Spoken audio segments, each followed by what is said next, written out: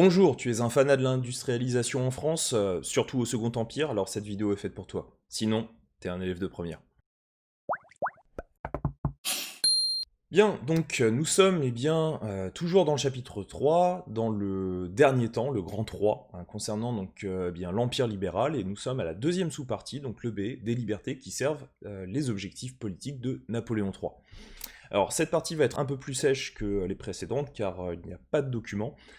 C'est une partie qui est assez complexe finalement pour essayer de lier documents, donc sources et informations, surtout par rapport au manuel. Donc ça va être de la note, de la note, de la note, de la note hein, pour cette partie. Je vais essayer d'être le plus clair possible hein, pour cette petite partie B que nous allons faire ensemble. Alors, je vais me focaliser bien sur ce qui va être le nerf de la guerre pour Napoléon III, c'est notamment le développement de l'économie, et notamment grâce à l'industrialisation de la France. Donc vous pouvez noter que l'industrialisation de la France crée des emplois et favorise l'enrichissement de la bourgeoisie. Hein, de plus, le traité, là vous pouvez marquer de libre-échange avec le Royaume-Uni en 1860, favorise l'entrée sur le territoire de produits bon marché.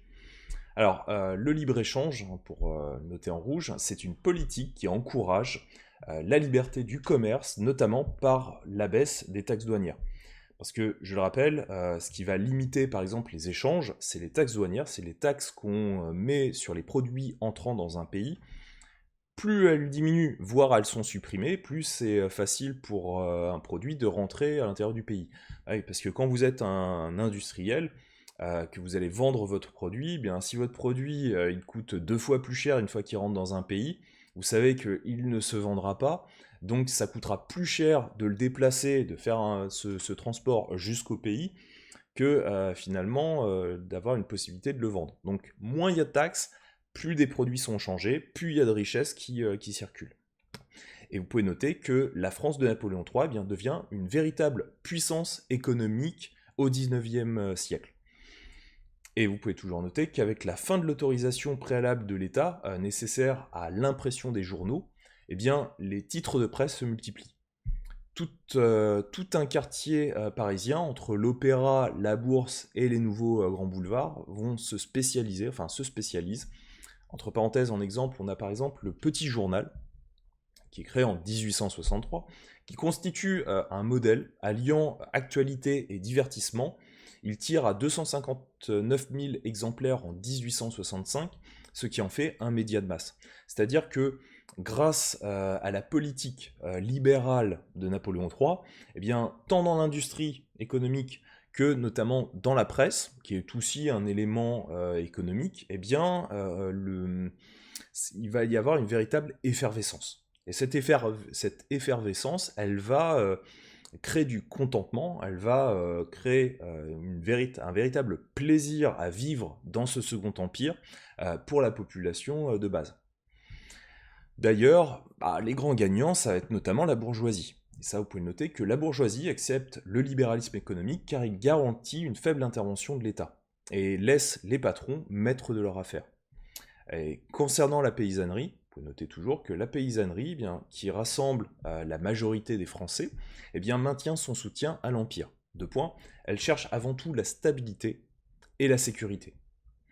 D'ailleurs, on peut toujours noter hein, que seule l'Église, avec un E majuscule, eh bien, affiche une position plutôt critique hein, concernant le Second Empire. D'ailleurs, hein, ça vous pouvez noter, ça permet d'expliquer hein, que le clergé hein, a des valeurs morales diffusées par le régime impérial, mais il s'inquiète, ce clergé, bien il s'inquiète de la politique étrangère de l'Empire en Italie, où les possessions territoriales du pape sont menacées. C'est surtout en fait la politique étrangère du Second Empire qui pose problème à l'Église, notamment en France, hein, parce que, eh bien, je rappelle, hein, dans les points précédents qu'on avait pu voir, que la France avait aidé à l'organisation de ce qu'on appelle l'État italien, notamment avec des territoires qui sont composés comme par exemple le territoire du Vatican, et donc forcément, cette unité italienne, elle menace aussi des territoires dont fait partie aussi le Vatican.